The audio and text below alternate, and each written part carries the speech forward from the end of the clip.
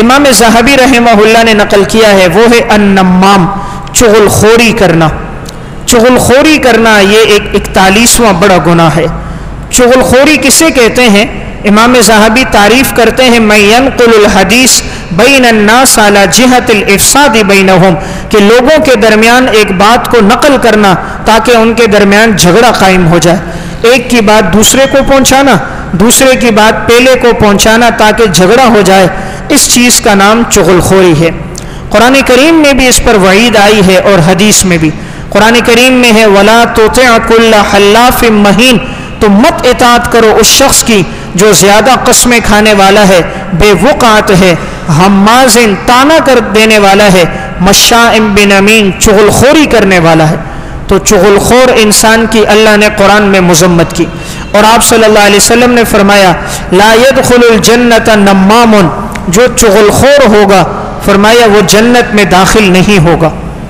اور ایک حدیث میں بڑے سخت الفاظ میں وعید آئی کہ آپ صلی اللہ علیہ وسلم قبرستان سے گزر رہے تھے، آپ نے فرمایا ان دونوں قبر والوں کو عذاب ہو رہا ہے، اور کسی بڑے گناہ میں نہیں ہو رہا، ان کے گمان کے مطابق یہ تو اس کو چھوٹا گناہ سمجھتے تھے، لیکن آج ان کو عذاب ہو رہا ہے۔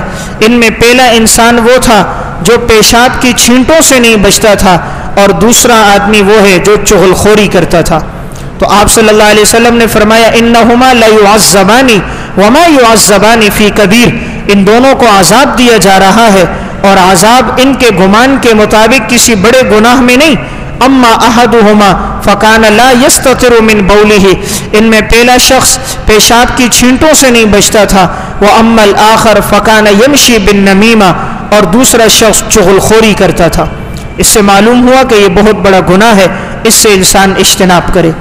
آپ صلی اللہ علیہ وسلم نے بڑے سخت الفاظ میں وعید بیان کی، آپ نے فرمایا تجدون شر الناس ذل وجہین، قیامت کے دن بدترین انسان وہ ہوگا جس کے دو چہرے ہوں گے، الذی یأتی ہؤلاء بوجہ وہؤلاء بوجہ، ایک کے سامنے ایک چہرے کے ساتھ آتا ہے اور دوسرے کے سامنے دوسرے چہرے کے ساتھ آتا ہے، ایک کے سامنے ایک بات کرے گا، دوسرے کے سامنے دوسری بات کرے گا، ایک کی بات دوسرے کو پہنچائے گا تاکہ ان کے درمیان میں جھگڑا قائم ہو جائے۔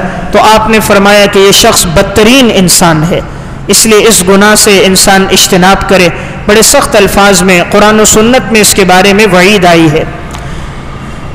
حضرت عمر بن عبدالعزیز رحمہ اللہ کے سامنے ایک شخص کا تذکرہ کیا گیا اور کسی نے اس کی چغل خوری کی، تو عمر بن عبدالعزیز نے کہا اگر تو اس بات میں سچا ہے تو قرآن کہتا ہے یا ایھا الذین آمنوا ان جاءکم فاسق بنبأ، اگر فاسق خبر لے کر آئے تو اس کی تحقیق کرو، ہم تیری بات کی تحقیق کریں گے، اور اگر تو جھوٹا ہے تو قرآن میں ہے ہماز مشاء بنمیم، چغل خور آدمی پر سخت الفاظ میں لعنت ہے۔ یعنی بتلایا یہ کہ تو نے جو ہم تک بات پہنچائی ہے یہ مت پہنچا، اس کا کوئی فائدہ نہیں ہے۔ چغل خوری سے گھر اجڑ جاتے ہیں، اسی لیے امام ذہبی نے یہاں ایک واقعہ ذکر کیا۔ واقعہ یہ بیان کیا کہ ایک شخص غلام بیچ رہا تھا، اور اس نے کہا میرے اس غلام میں کوئی خامی نہیں، صرف ایک خامی ہے کہ میرا یہ غلام چغل خوری کرتا ہے، باقی اس میں عیب کوئی نہیں۔ تو خریدنے والے نے کہا یہ تو کوئی بڑا عیب نہیں ہے، چلو سستے دام میں مل رہا ہے۔ اس نے غلام کو خرید لیا، خرید کے جب گھر لایا، اب دیکھا اس غلام نے کہ وہ مالک میں اور اس کی بیوی کے درمیان بڑی محبت تھی، تو اب اس نے ان کے درمیان میں فتنہ اور فساد ڈالنے کے لیے، جدائی ڈالنے کے لیے، اب یہ غلام سب سے پہلے اس کی گھر والی کے پاس گیا اور گھر والی سے کہنے لگا تجھے معلوم ہے کہ تیرے شوہر نے تو دوسری شادی کا ارادہ کر دیا ہے، اور ان قریب وہ تجھے طلاق دے دے گا، اور اس کی بات فلاں جگہ ہونے والی ہے اور وہ اس سے شادی کر دے گا۔ تو اب یہ خاتون بڑی پریشان ہوئی کہ میرا شوہر مجھے طلاق دے گا اور دوسری جگہ نکاح کر دے گا۔ سب سے زیادہ محبت جو ہوتی ہے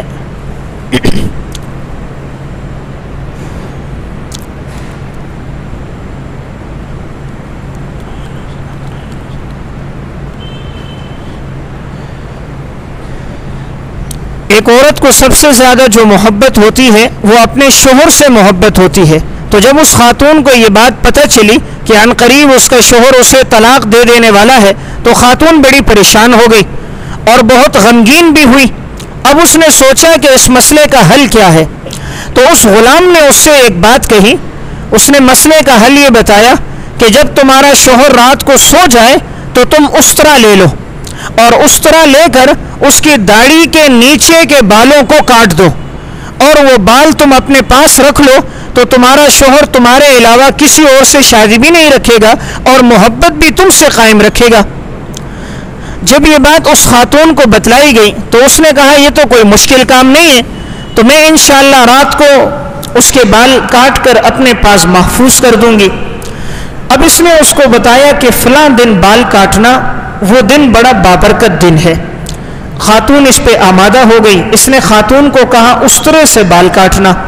اب دوسری طرف یہی غلام آقا کے پاس گیا اور اس سے کہا کہ تمہاری گھر والی نے تو کسی اور سے اپنے تعلقات قائم کر دیے ہیں، اور قریب ہے کہ تمہاری گھر والی تمہیں قتل کر دے، اور قتل کرنے کے بعد وہ کسی اور سے شادی کر دے. مالک کو اس پر اعتماد نہ ہوا کہ اس کی تو مجھ سے بڑی محبت ہے. کہا اگر تمہیں مجھ پر اعتماد نہیں تو دیکھنا فلاں رات تمہاری گھر والی استرا لے کر آئے گی تاکہ تمہیں قتل کر دے. تم سونا نہیں، ویسے آنکھیں بند کرنا، تمہیں معلوم ہو جائے گا.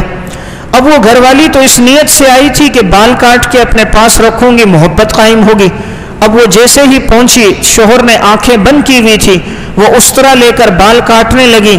شوہر یہ سمجھا کہ یہ مجھے قتل کر رہی ہے، وہ فوراً اٹھا اور اس نے اپنی بیوی کو قتل کر دیا.